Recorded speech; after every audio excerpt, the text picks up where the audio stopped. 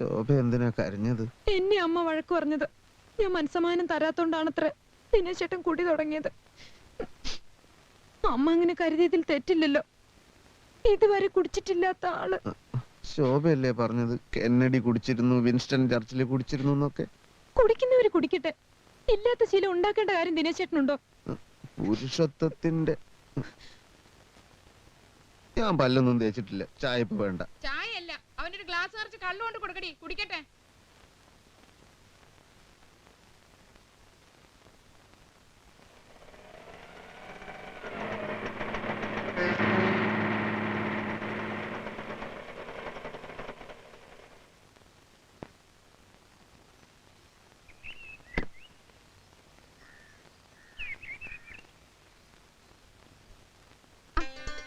ഇതാരാ ഇത്?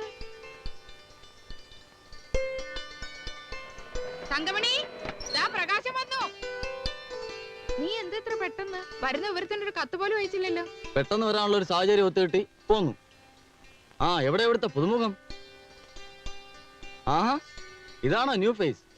എന്റെ കണക്കൂട്ടലുകൾ അപ്പടി തെറ്റിപ്പോയല്ലോ. എന്ത് കണക്കൂട്ടൽ? ചേട്ടത്തെ അമ്മയ്ക്ക് വേണ്ടി ഞാൻ പുതിയ ടൈപ്പിൽ കുറച്ച് ഉടുപ്പുകളൊക്കെ കൊണ്ടുവന്നിട്ടുണ്ടായിരുന്നു. പക്ഷെ തടി ഞാൻ പ്രതീക്ഷിച്ചതിൽ അല്പം കൂടുതലാ. നീ എന്തിനാ അങ്ങനെ പ്രതീക്ഷിക്കാൻ പോയത്? പ്രകാശന് ഒരു കത്തെഴുതണമെന്ന് കരുതിയിരുന്നതാ. എന്നിട്ടെന്താ ഇല്ലെന്റെ കിട്ടിയില്ലേ? അല്ല, ഇത്ര പെട്ടെന്ന് വരുമെന്ന് വിചാരിച്ചില്ലല്ലോ. എത്ര ദിവസത്തെ ലീവ് ഉണ്ട് പോനെ? ധാരാളം. എന്ന് വെച്ചാ തോക്കിനകത്ത് കയറാമേ. ഇഷ്ടം പോലെ സമയമുണ്ടല്ലോ. നമുക്ക് വിശദമായ ഒരു ചർച്ച തന്നെ നടത്തിക്കളെ. ആദ്യം കുറച്ച് വെള്ളം ചൂടായിത്താ. ഭയങ്കര യാത്രാക്ഷീണം. ആ ചേട്ടൻ പ്രസ് പോയി കാണൂല്ലേ? പ്രസ്സിലാണോ കള്ളുഷാപ്പിലാണോ എന്ന് ആർക്കറിയാം.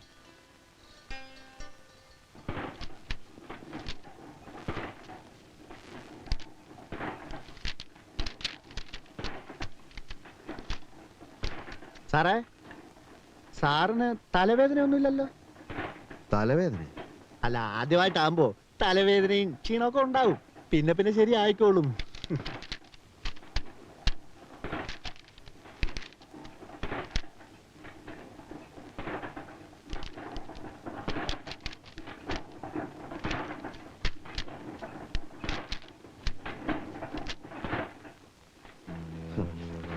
സാറിന് കുറച്ച് വിവരവും വിദ്യാഭ്യാസവും ഒക്കെ ഉണ്ടെന്നാണ് ഞാൻ വിചാരിച്ചിരുന്നത്.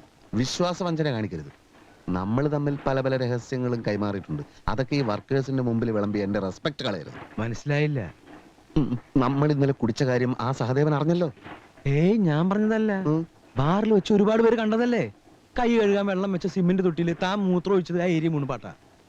അങ്ങനെ ഒരു സംഭവം ഉണ്ടായി. അങ്ങനെ ഒരു സംഭവം ഉണ്ടായി. അതൊന്നും കുഴപ്പമില്ലെന്നേ. നമ്മൾ മൈൻഡ് ചെയ്യണ്ട. ദിവസേന കുടിക്കുന്നത് ഒരു ശീലാക്കിയാ മതി. ആളുകളുടെ വായ താനടയും. ബാക്കി കാര്യം ഞാൻ ഏറ്റു. മതി മതി, ഇപ്പൊ തന്നെ ആകെ നാറി. ഒരു കാര്യം പറയാ, ഇനി അധികം പരസ്യപ്പെടുത്തണ്ട കേട്ടോ. ഭയങ്കര എക്സ്പ്ലോയിറ്റേഷൻ ആണെന്നേ. ഓവർ ടൈം ചെയ്ത വേജസ് പെൻഡിങ്ങിൽ വെക്കും. സൂപ്പർവൈസർമാര് ഒരു സേർട്ട് വലിക്കാൻ പോലും സമ്മതിക്കില്ല. എന്നിട്ട് സംഗതി സഹിക്കാൻ വേദായപ്പോ ഞാൻ ഒരു സെംഡിയുടെ മുറി കയറി ചെന്നു. ഏയ്യാ, ഉനക്ക് വെക്കമല്ലയാ, വേജസ് കറക്റ്റാ കൊടുക്കലെന്ന മോന്ത അടിച്ച് പരത്തുവൻ എന്ന് പറഞ്ഞു. ജോലി തന്ന ആളിനോട് അങ്ങനെ തന്നെ പറയണം. നീ പോടി, ഞങ്ങൾ ആണുങ്ങൾ സംസാരിക്കട്ടെ.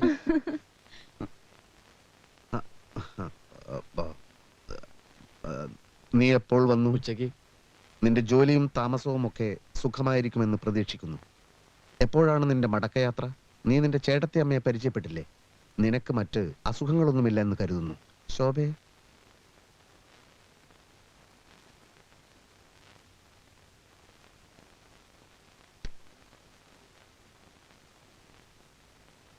ഇന്ന് കുടിച്ചിട്ടില്ലേ?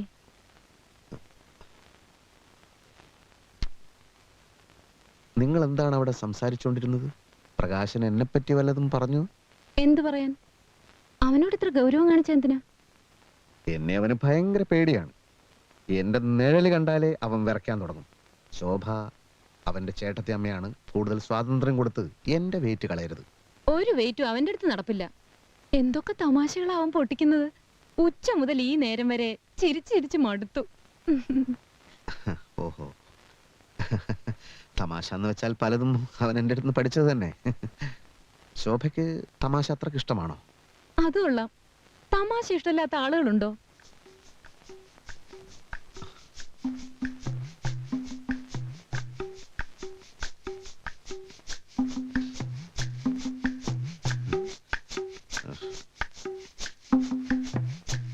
ദാമ്പത്യ ജീവിതത്തില് ഫലിതത്തിന് ഇത്രയും സ്ഥാനമുണ്ടെന്ന് ഞാൻ ഇന്നലെയാണ് മനസ്സിലാക്കിയത്. ഓ, ദിനേശ, ആ കുട്ടി ചിരിക്കല്ലേ വേണ്ടു. അതെ, അപ്പൊ പിന്നെ ഇടയ്ക്കിടയ്ക്ക് ഇക്കിളിയാക്കിയ പോരെ. അങ്ങനെയുള്ള ചിരിയല്ല സാറേ. അപ്പൊ സ്ട്രോങ് ആയിട്ടുള്ള ഫലിതം വേണം അല്ലേ? ഉം, ഉം. ഫലിതം എന്ന് വെച്ചാൽ പകല് പറയണതുണ്ട്, രാത്രി പറയണതുണ്ട്. രാത്രി ഫലിതം വേണ്ട, പകലത്തേത് മതി. അപ്പൊ പിന്നെ ലൈറ്റ് ആയിട്ടുള്ളത് മതിയില്ലേ? മതി, പക്ഷെ അവള് ചിരിച്ചിരിച്ച് മടുക്കണം. ദിനേശൻ ഒരു കാര്യം ചെയ്യും, ഈ മംഗളത്തിലും മനോരമയിലും വരുന്ന ഫലിത ബന്ധുക്കള് ഉം. ഒന്ന് വീശി നോക്ക്. അയ്യോ, അത് അവള് വായിച്ചതാണെങ്കിൽ. പുതിയ ലക്കങ്ങളല്ല, ഒരു 10 കൊല്ലം മുമ്പുള്ളത്. എന്റെ കയ്യിലുണ്ട് കുറച്ചൊക്കെ. ഉം. ഇനി അഥവാ അത് ഏറ്റില്ലെങ്കിൽ പിന്നീട് കുറച്ചെണ്ണം ഞാൻ എഴുതി തരാം. എന്തായാലും ദിനേശൻ ധൈര്യമായിട്ടിരിക്കും, പേടിക്കണ്ട. പേടിക്കണ്ട. വേണ്ട, എന്റെ ഉണ്ട്, ഇഷ്ടം പോലെ ഉണ്ട്. ഉണ്ടല്ലേ? പിന്നെ വീട്ടിലേക്ക് ഉണ്ട്. വാ. അയ്യോ. ഉം.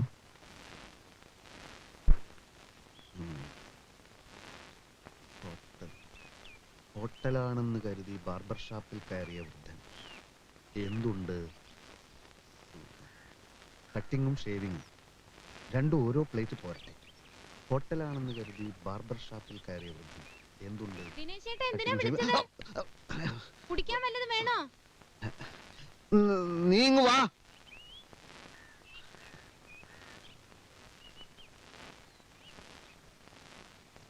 ഇതെന്തിനാ ഇവിടെ വന്ന് നിൽക്കുന്നത്? വല്ല രഹസ്യമുണ്ടോ? ഹേയ്, ഭാര്യയും ഭർത്താവും ഒക്കെ ആവുമ്പോ അവർക്ക് അവരുടേതായ ചില തമാശകളും കാര്യങ്ങളും ഒക്കെ ഉണ്ടാവുമല്ലോ. എനിക്കാണെങ്കിൽ ഒരുപാട് തമാശകൾ പറയാൻ അറിയാം. പക്ഷെ അമ്മയുടെ തങ്കമണിയുടെ മുമ്പിൽ വെച്ച് നമ്മള് എന്നെ എന്തിനാ ഇപ്പൊ വിളിച്ചത്? ഞാൻ തുണി കഴുകാണ്. അത് നമുക്ക് പിന്നെ കഴുകാലോ. അതിന് മാത്രമുള്ള പ്രശ്നം എന്താ? പ്രശ്നമല്ല, ചില നർമ്മ സംഭാഷണങ്ങൾ, ചില തമാശകൾ. ഞാനിപ്പോ പ്രസ്സിൽ വെച്ച് ഇങ്ങനെ ഇരിക്കുന്ന സമയത്ത് പെട്ടെന്ന് എനിക്ക് ചില തമാശകൾ തോന്നി. അതോടനെ ശോഭയോട് വന്ന് പറഞ്ഞിട്ട് പോകാമെന്ന് കരുതി. എന്ത് അങ്ങനെ തമാശ? തമാശ എന്ന് വെച്ചാൽ ഒരു വൃദ്ധനെ പറ്റിയാ. ഏത് വൃദ്ധൻ? ഒരു വൃദ്ധൻ. ഈ വൃദ്ധൻ ഹോട്ടലാണെന്ന് കരുതി ഒരു ബാർബർ ഷാപ്പിൽ കയറി. അപ്പോൾ വൃദ്ധൻ ബാർബറോട് എന്തുണ്ട്? അപ്പോൾ ബാർബർ കട്ടിങ്ങും ഷേവിങ്ങും. അപ്പോൾ വൃദ്ധൻ രണ്ടും ഓരോ പ്ലേറ്റ് പോരട്ടെ.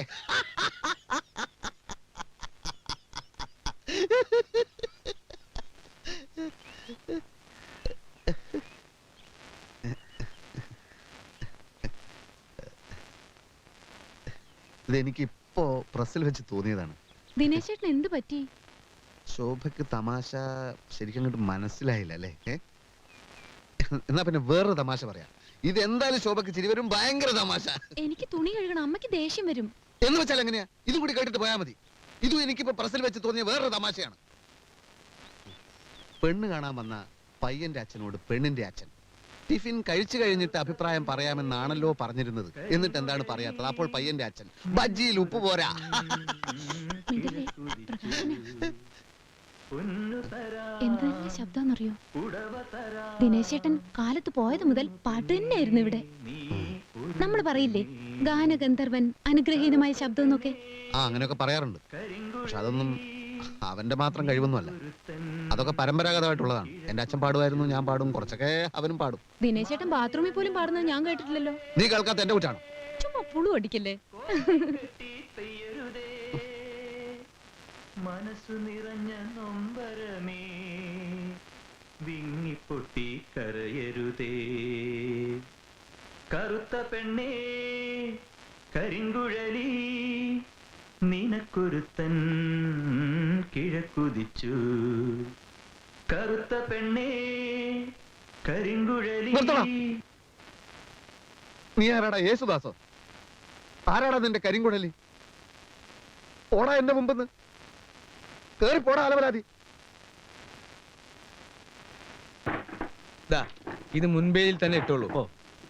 ചേട്ടന്റെ ഭാര്യയുടെ കൂടെ അനുജൻ ഒളിച്ചോടി. ചെട്ടിത്തറ ആഗസ്റ്റ് 31. ചെട്ടിത്തറ പഞ്ചായത്തിലെ മുകുന്ദൻ നമ്പ്യാരുടെ ഭാര്യ നളിനി അയാളുടെ അനുജൻ കുമാരന്റെ കൂടെ ഒളിച്ചോടിപ്പോയതായി അറിയുന്നു. ഗൾഫിലായിരുന്ന കുമാരൻ നാട്ടിലെത്തി കല്യാണാലോചന നടത്തുന്നതിനിടയിലാണ് ചേട്ടന്റെ ഭാര്യയുമായി പ്രേമത്തിലായത്. ഇതുകൊണ്ട് കമ്പോസ് ചെയ്തോളൂ. ഇതൊക്കെ സത്യം തന്നെയാണോ സാറേ? പിന്നെ ഇങ്ങനൊക്കെ നടക്കൂ?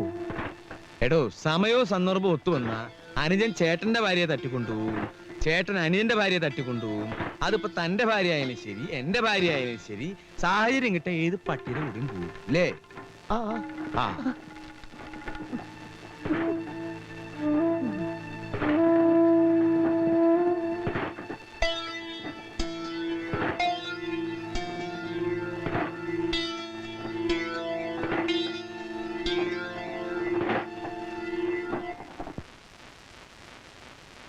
ചെക്ക്. അതെങ്ങനാ ചെക്കാവുന്നേ? നല്ലോണം കണ്ണുപിടിച്ച് നോക്ക്. ഓ, ആനച്ചക്കാണല്ലേ. ഇപ്പൊ ശരിയാക്കി തരാം. ആ, അത് പറ്റില്ല. ഈ കുതിരയെ പോലെ എങ്ങനെയാ മന്ത്രി ചാടുന്നേ? ചെസ്സിൽ അങ്ങനെയൊന്നുമില്ല. എങ്ങനെ വേണം മൂവ് ചെയ്യാൻ? അത് പറ്റില്ല. കള്ളക്കളി ഞാൻ സമ്മതിക്കില്ല. ശരി, കൈയെടു. പുതിയൊരു മൂവ്മെന്റ് നടത്താം.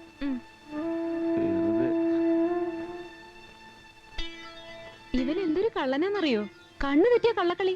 ചേട്ടത്തി മോശമൊന്നും അല്ല. പ്രകാശ, ഒരു ചെറിയ കാര്യം പറഞ്ഞോട്ടെ. ദിനേശേട്ടൻ ചായ വേണോ? വേണ്ടി വന്നേക്കും.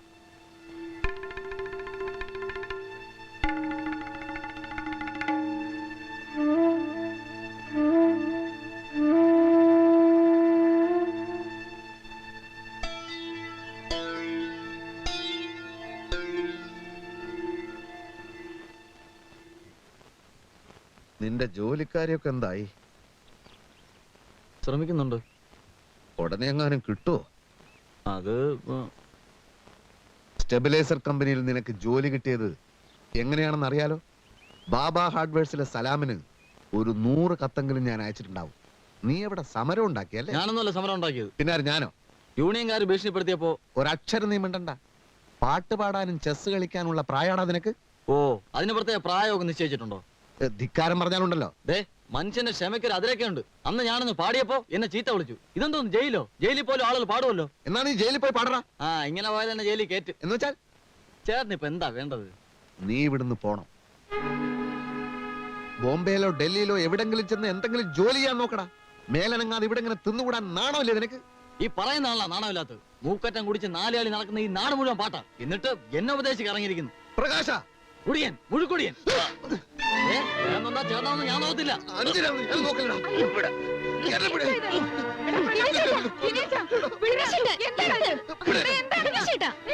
ഞാൻ എന്ത് ചെയ്യട്ടെ എന്റെ തലേ കയറുന്നു? കുറച്ചു ദിവസമായി തുടങ്ങിയിട്ട്. ഞാൻ ഈ വീട്ടിൽ നിന്ന് പോണോന്ന്.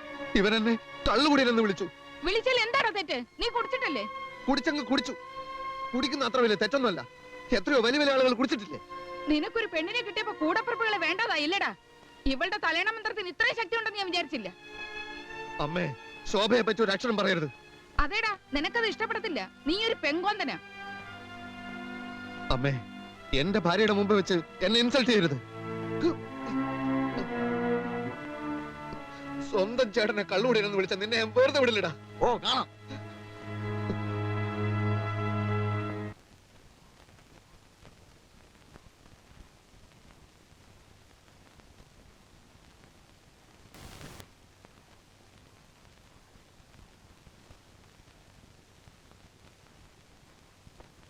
വർക്ക് ചെയ്ത് ക്ഷീണിച്ച് അവശനായി വരുന്ന ഒരു ഭർത്താവിനോട് ഒരു ഭാര്യ ഇങ്ങനെ പെരുമാറുക?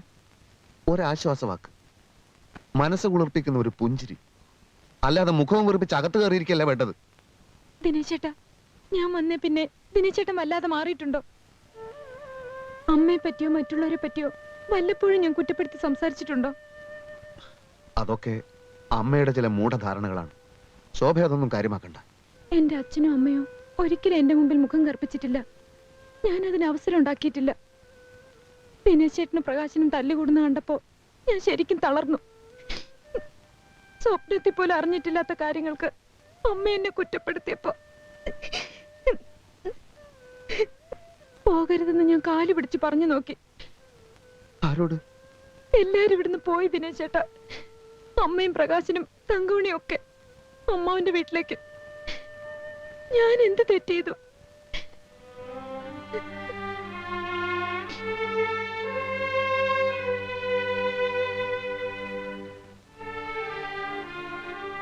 ശോഭ ഒരു തെറ്റും ചെയ്തിട്ടില്ലെന്ന് എനിക്കറിയാലോ. അതുപോലെ എല്ലാത്തിനും കാരണം എന്റെ എടുത്തിയാട്ട. നീ കരയണ്ട. ഞാൻ അമ്മയെ പോയി വിളിക്കാം, ക്ഷമയോദിക്കാം. തെറ്റുകാരൻ ഞാനാണ്, വേറെ ആരുമില്ല.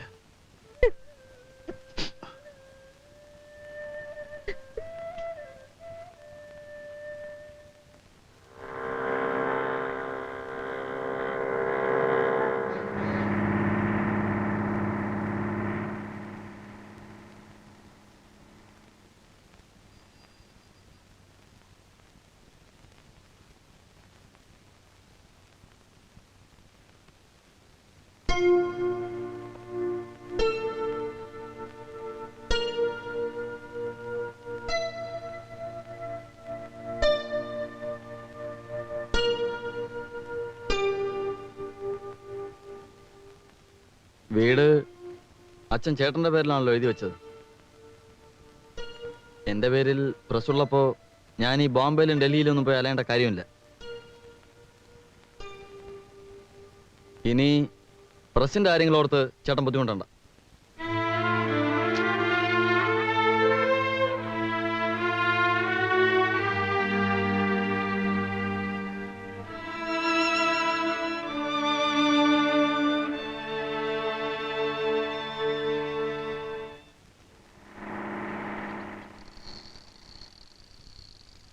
അയ്യോ,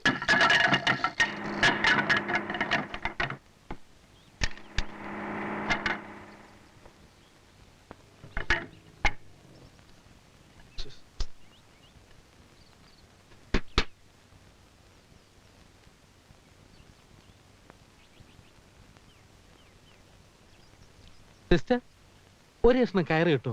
ആ വിറകൊന്ന് കിട്ടാനാ. ആ നോക്കട്ടെ.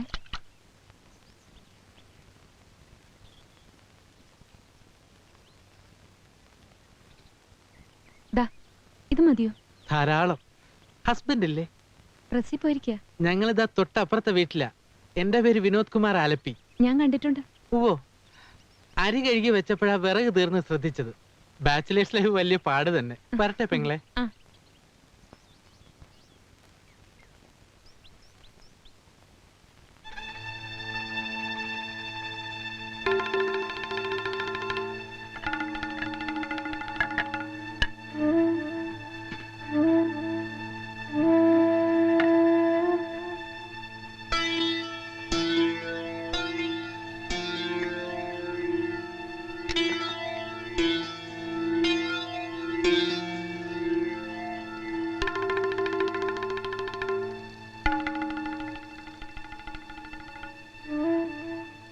ഹേ മിസ്റ്റർ, താനെന്തിനാ എന്റെ വീട്ടിൽ കയറിയത്? ഏ? ഞാനില്ലാത്ത സമയം നോക്കി താനെന്തിനാ എന്റെ വീട്ടിൽ കയറിയതെന്നാ ചോദിച്ചത്. വിറക് കെട്ടാൻ ഒരു കയറ് ചോദിച്ച് കയറിയതാ. അപ്പൊ വിറക് ഇതുവരെ കെട്ടാതെയാണോ കൊണ്ടുവന്നത്? അത് പൊട്ടിപ്പോയതാണ്. ഹേ, എന്റെ വീടിന്റെ ഗേറ്റിൽ വെച്ച് തന്നെ കറക്റ്റായിട്ട് കയറ് പൊട്ടിയല്ലേ? ആ പൊട്ടി. അല്ലാതെ മനഃപൂർവ്വം ഒരു കാരണമുണ്ടാക്കി താൻ വീട്ടിൽ കയറിയതല്ല. ഇയാൾ എവിടുത്തെ ആരണടാ? ഞാൻ ഇവിടുത്തുകാരൻ തന്നെടാ. താൻ കയറ് പൊട്ടിക്കുന്നവനാണെന്നും വേലി ചാടുന്നവനാണെന്നും എനിക്ക് നേരത്തെ അറിയാമടാ. വേലി ചാടാൻ തന്റെ വീട്ടിലെന്താ നിധി ഇരിക്കുന്നോ? ഇത്തിരി സൗന്ദര്യമുള്ള പെണ്ണുങ്ങളെ കറക്കിയെടുക്കാൻ നടക്കുന്ന സാമൂഹ്യ ദ്രോഹിയല്ലേടോ താൻ. എന്റെ ഭാര്യയുടെ അടുത്ത് വേല ഇറക്കിയാലുണ്ടല്ലോ. എന്ത് ചെയ്യും? പിടിച്ച് വിഴുങ്ങോ? ശരിയാ, നിന്റെ ഭാര്യയെ കറക്കെടുക്കാൻ വേണ്ടി തന്നെ ഞാൻ വീട്ടിൽ കയറിയത്.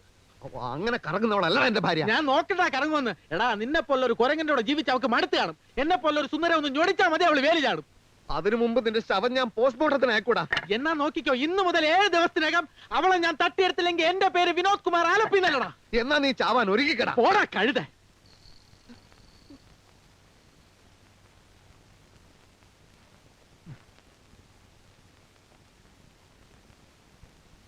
സാർ, എനിക്ക് ഭയങ്കരമായ ഒരു കംപ്ലൈന്റ് ഉണ്ട് സാർ.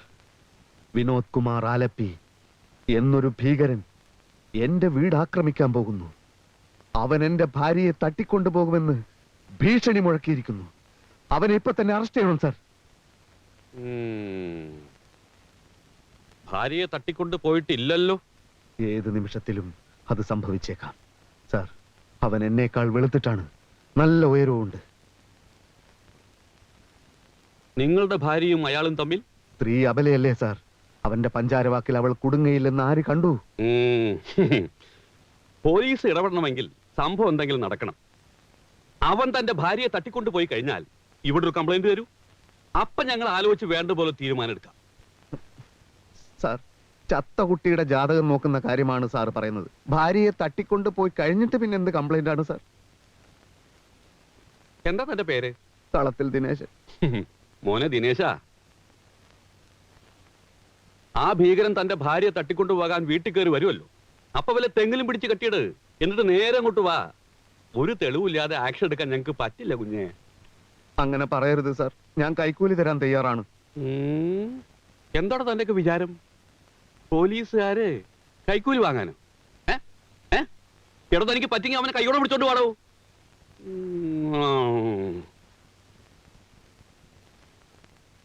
പോട്ടെ, വീട്ടു കാവലിന് 2 പോലീസുകാരെ അയച്ചു തരാൻ പറ്റുമോ?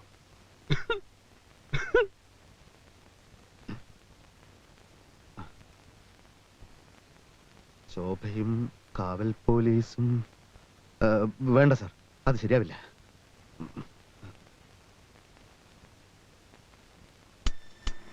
അവളുടെ ഭാഗത്ത് നിന്ന് ഉറപ്പ് കിട്ടിയത് കൊണ്ടാണല്ലോ തട്ടിക്കൊണ്ടുപോകുമെന്ന് അവൻ വെല്ലുവിളിച്ചത്. അവനെ കൈയോടെ പിടിച്ചാ വിജയിച്ചു. ഞാനില്ലാത്ത നേരത്താണ് അവൻ വീട്ടിൽ കയറുന്നത്. അപ്പൊ ഞാൻ ഉണ്ടാവില്ലെന്ന് ബോധ്യപ്പെടുത്തിയിട്ട് എവിടെയെങ്കിലും ഒളിച്ചു നിൽക്കണം. അപ്പൊ അവൻ വരും, വീട്ടിൽ കയറും, പതുങ്ങിച്ചെന്ന് അടിച്ചു വീഴ്ത്തി പോലീസിൽ അറിയിക്കണം.